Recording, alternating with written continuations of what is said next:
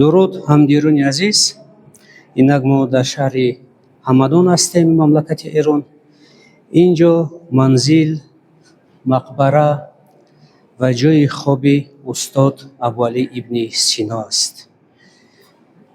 имрӯз мо ба зиёрати устод Абуалӣ ибни Сино омадем ба сари манзили вай.